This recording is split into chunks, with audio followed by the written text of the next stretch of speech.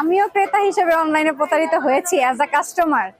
So এখন ওইখান থেকে অভিজ্ঞতা নিয়ে আমি বলতে পারি যে আসলে কাস্টমাররা প্রতারিত হচ্ছে অনলাইনে। তো অ্যাকচুয়ালি পেজ দেখা উচিত, ঘুরে দেখা উচিত পেজটা কতটুকু অথেন্টিক আর কতটুক আসলে পেজটা আসল কিনা না ফেক পেজ। সো ওইগুলো আসলে কাস্টমারদের দেখেই প্রোডাক্ট অর্ডার করা উচিত। লাইক এই যে আমি মেলা করছি, এগুলোর পোস্ট আমার পেজে যাচ্ছে, তো আমি নিশ্চয়ই আমার পেজটা রিয়েল বলেই আমি আজকে মেলা করতে আসছি আমার প্রোডাক্ট নিয়ে। সো কাস্টমারদের উচিত আগে পেজটা জাজ করা, তারপরই প্রোডাক্ট অর্ডার করা। অনেকেই বলে যে ছবিতে দেখা একটা প্রোডাক্ট এতটুকু, তারপরে আবার কাছে গিয়ে এত বড়, কাছে গিয়ে দেখে এতটুকু। এই বিষয়টা কিভাবে আশ্বস্ত করবেন? এই বিষয়টা অবশ্যই আশ্বস্ত করি, আমরা লাইভ করি, পিকচার পোস্ট করি। আর এখন শেষমেশ কাস্টমারদের জন্য যেটা করছি যে তারা মানে এসে প্রোডাক্ট দেখে কিনতে চায়, তো সব তো নাই, সেক্ষেত্রে অল্টারনেটিভ ওয়ে একটাই আমাদের মেলা করা। এই যে এখন এই জন্য এখানে যে কাস্টমার আসবে, দেখবে, দেখে নিজে থেকে কিনতে পারবে। নায়িকা হওয়ার শখ নাই, বিজনেস করার উদ্যোক্তা হওয়ার শখ আছে, এই জন্যই। শখেই আসছেন এটা? হ্যাঁ, শখেই আসা। এখন কি পেশা হয়ে গেছে? শখের থেকেই পেশা বলতে পারেন। পরিবার থেকে কেমন সাপোর্ট? আলহামদুলিল্লাহ, পরিবার থেকে ফুল সাপোর্ট আছে বিজনেসের প্রতি। মানে অ্যাকচুয়ালি ফ্যামিলি চাকরি থেকে বেশি বেশি আমাকে সাপোর্ট করে বিজনেসের জন্য। কতটুকু দিয়ে শুরু করছিলেন, এখন কি অবস্থা? বিজনেস শুরু করেছিলাম প্রথমে 30,000 টাকা দিয়ে, এখন আলহামদুলিল্লাহ 30,000 টাকা দিয়ে 4 লাখ টাকা থেকেছে, এটাই বলতে পারবো, কোনো এখানে মিথ্যা কিছু নাই।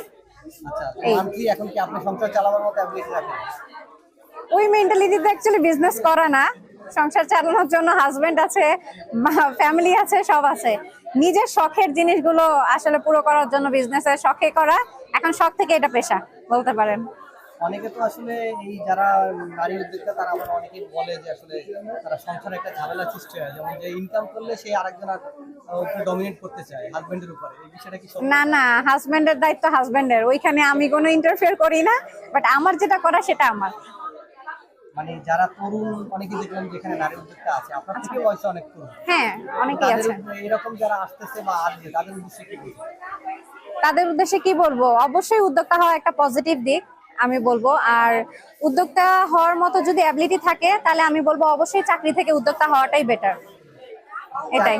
পড়াশোনা করে চাকরি কেন করবে না? আসলে চাকরি থেকে উদ্যোক্তা হওয়াটা বেটার না, আমার আন্ডারে অনেক মানুষ চাকরি পাচ্ছে, সো আমি মনে করি উদ্যোক্তা হওয়াটাই বেটার।